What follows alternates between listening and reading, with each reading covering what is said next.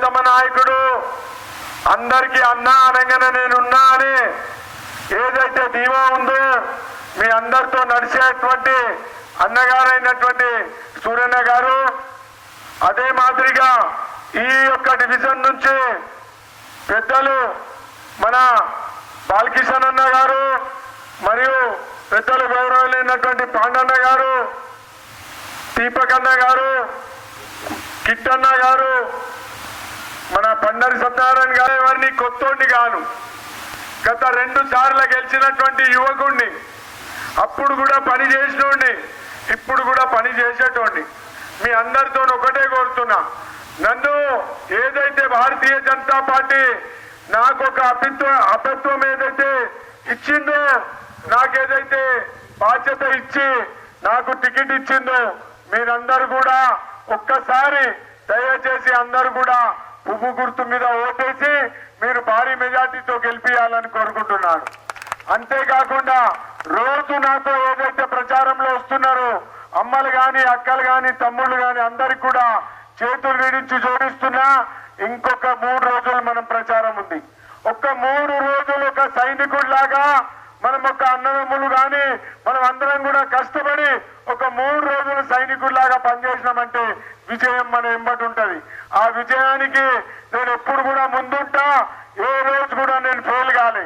ఎందుకంటే ప్రజల మనిషినవు, ప్రజల సేవ చేసే మనిషినవు, సేవ చేసే కార్యకర్త అని నాకు ఈరోజు ఇవాళ ఈ బాధ్యత ఇవ్వడం జరిగింది.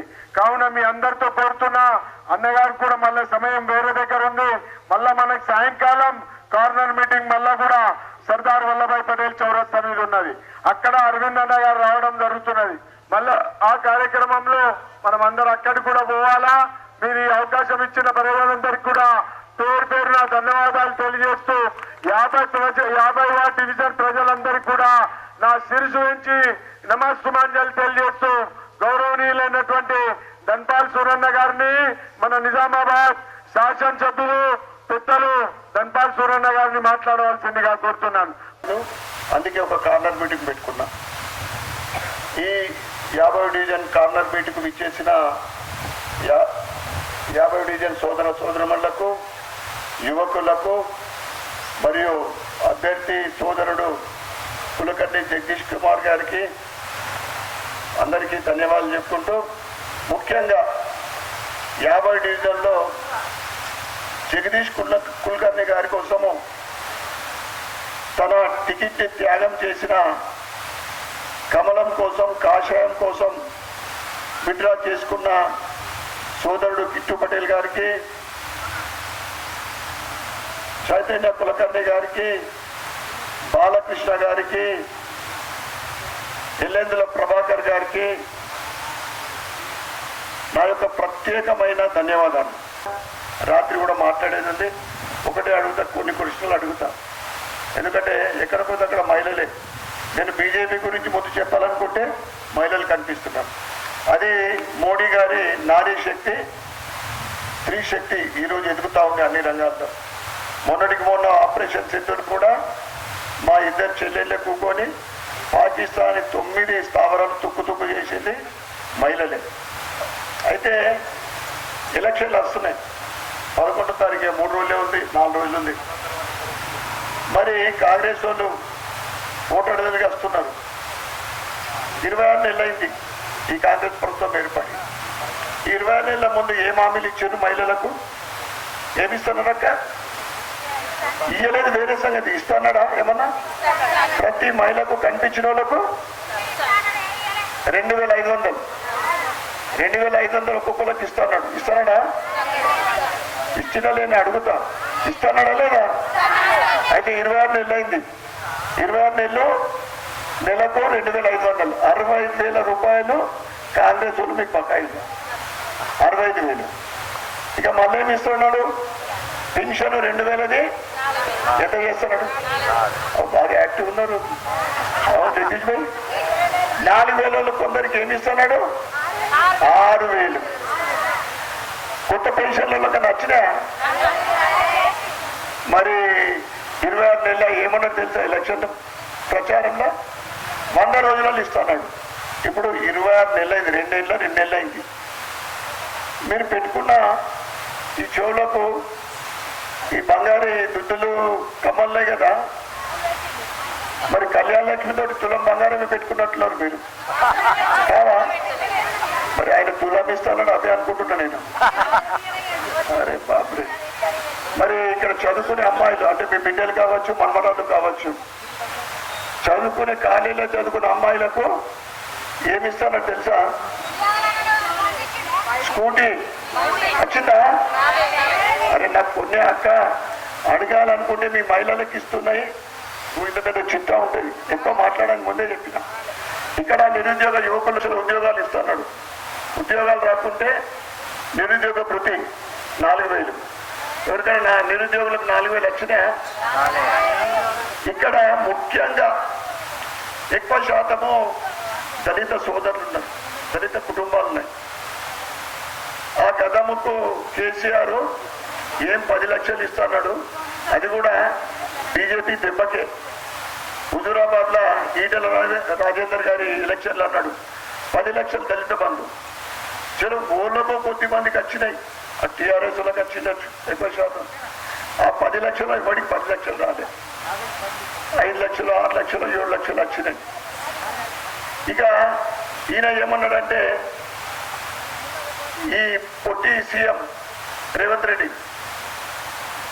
10 లక్షలు ఏంటిది, అంబేద్కర్ అభయ హస్తం పేరు మీద నేను 12 లక్షలు ఇస్తా. సరిగ్గా నచ్చినా దళిత కుటుంబ సభ్యులకు. బీసీలు ఉన్నారు ఇక్కడ, మా కిట్టు పటేల్ కూడా బీసీ, మా బాలకృష్ణ ఇప్పుడైతే ఎస్సీవి, ఇవన్నీ అడుగుతాడు. ఇక తర్వాత గట్టిగా అడుగుదాం. బీసీలకు 5 సంవత్సరాలు బాగా ప్రేమ, 42% రిజర్వేషన్ ఇస్తాం, అది ఇస్తాం, ఇది ఇస్తామని దుఃఖిడు. సబ్ ప్లాన్ 1,00,000 కోట్లు ఖర్చు పెడతాం బీసీల కన్నా, 1,00,000 కోట్లు. ప్రతి సంవత్సరము బడ్జెట్లో 20,000 కోట్లు ఖర్చు పెడతామని చెప్పి ప్రవేశపెట్టి బడ్జెట్లో పెట్టిరు. ఖర్చు పెట్టింది 150 కోట్లు. అంటే ఎస్సీలకు, బీసీలకు, మహిళలకు, యువకులకు, ఎందుకంటే ఇక్కడ రైతులు ఎక్కువ లేరు, రైతుల గురించి ఆయనకు మోసం చేసి అంటే అది ఇచ్చినే ముందు తీసుకుంటాం. 65,000 అడగండి ముందు. తులం బంగారం పడుతుంది. తులం బంగారం అంటే అప్పుడు 80,000 ఉండే, ఇప్పుడు 1,50,000 అయినట్టు 80,000 పూర్తి మళ్ళా ఎక్కువ. పెన్షన్లు అయితే కూర్చున్నాం, ఆ కోస తగ్గుతున్నాయి. నేను ఎక్కడ పోతే అక్కడ తాతలు అబ్బలు ఆయిలే కలుస్తున్నారు, బిడ్డ పెన్షన్ పెన్షన్. ఇక గరీబులకు కావాల్సింది విద్యా వైద్యం. దానికి మనం ప్రభుత్వ హాస్పిటల్ పోవాలంటే భయం.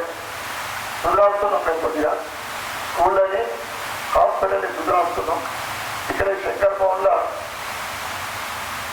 ఇక్కడ మాకు దగ్గర ఉన్న స్కూలు ఎంట్రన్స్ దీంతో 50 లక్షలు వచ్చినాయి.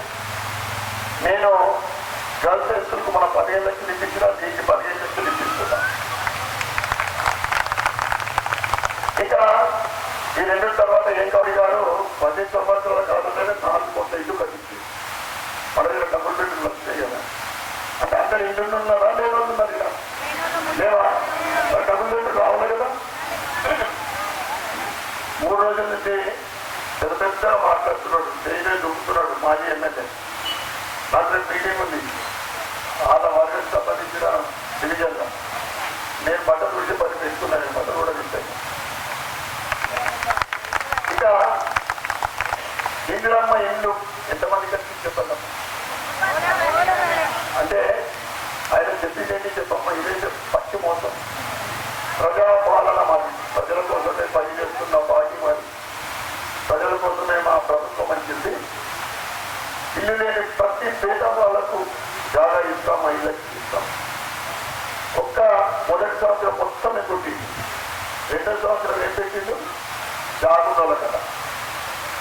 మన ఇంట్లో జాగుండాలకు ఉంటే జాగుండాలకు చేసేగా 10 నుంచి 15 లక్షలు. నువ్వు ఇచ్చే 5 లక్షల కోసం 10 లక్షలు ఎరికే చెప్పండి. ఇది పచ్చి మోసం. టీఆర్ఎస్ కూడా ఇక్కడ పోటీ చేస్తున్నాం కూడా ఎందుకు అది అమ్మ దాన్ని ఓటేస్తే ఇక్కడ ఓట్లు వేసినట్టు. ఆయన చేసింది ఏంటంటే 10 ఏళ్ళ పరిపాలన చేసిన, అభివృద్ధి చేసిన కుట్టుపడుతుందట. నువ్వు పరిపాలన చేయలే, ప్రభుత్వం చేసి పైసలు తెచ్చిన బాగా నీకు కమిషన్ల కోసం నువ్వు చేసింది రియల్ ఎస్టేట్ అంతా. నువ్వు కూకుండా పెట్టి భయం పెట్టించేసి భూములు సగం కొన్నావు. ఒక గుట్ట ఇలా మిగిలిన కూడా చేసింది ఇలా బీఆర్ఎస్ కూటడుతున్నావు. ఇక బీజేపీ ఏం చేసిందని మీరు అడగచ్చు సార్. మీరు అన్ని అడుగుతున్న ఒక ఇద్దరు కాంగ్రెస్ ఉంటారు, ఒక ఇద్దరు ఉంటారు, ఇలా ఏం మాట్లాడుతున్నారు.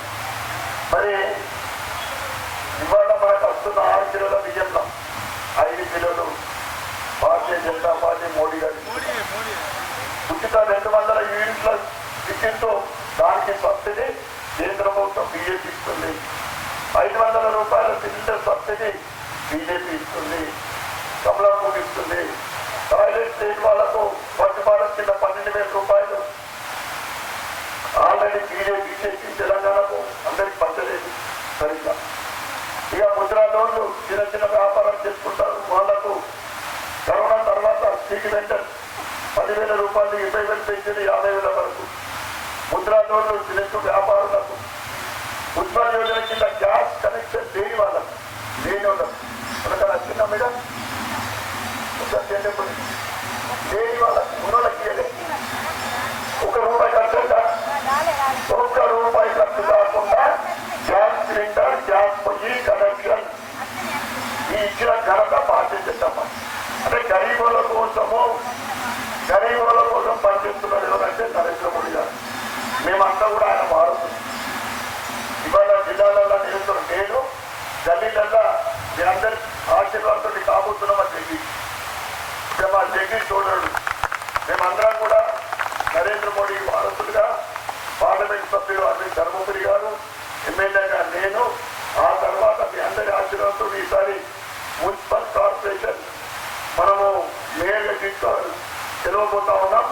అందుకే ఎక్కడికి వెళ్ళినా కానీ ప్రజలు ఒకటే నినాదం, మన ఇండోర్, మన ఇండోర్, మన ఇండోర్. ఎందుకంటే మన ఇల్లు అనగానే ఈ బీఆర్ఎస్ కాంగ్రెస్ దగ్గర కూర్చుంది. ఎందుకంటే ఈ డివిజనే చెప్తున్నా, అది పోయితే అది పనికిరాని పార్టీ, పనికిరాని పార్టీ. బీజేపీ ప్రజల కోసం, ముఖ్యంగా పేదల కోసం అనేక స్కీమ్లు ఉన్నాయమ్మా.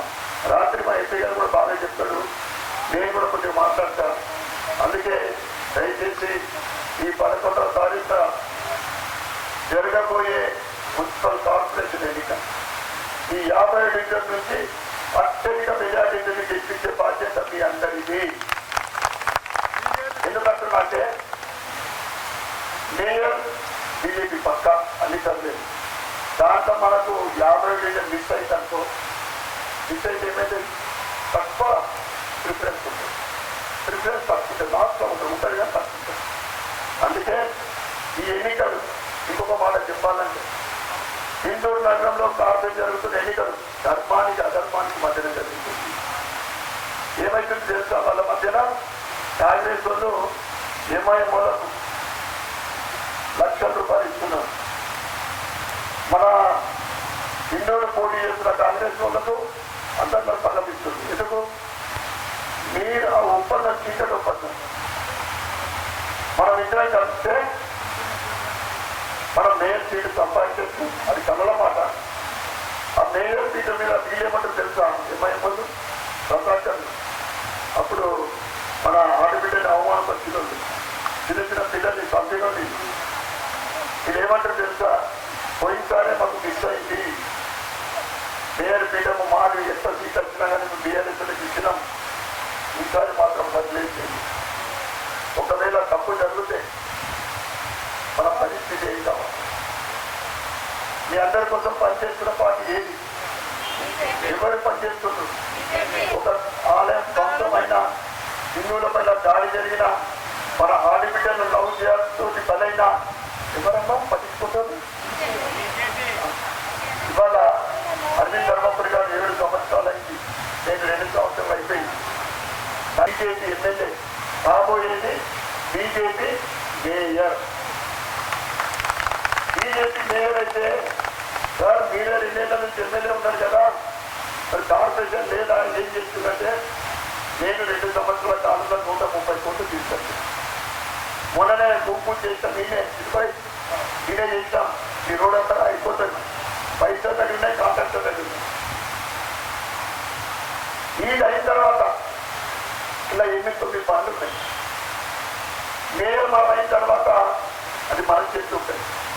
10 సంవత్సరాల నుండి కార్పొరేషన్ దోపిడీకి కాబోతాం. ఆ దొంగ ఉన్నట్టు ఆ దొంగ చేసి తాను చేయించింది.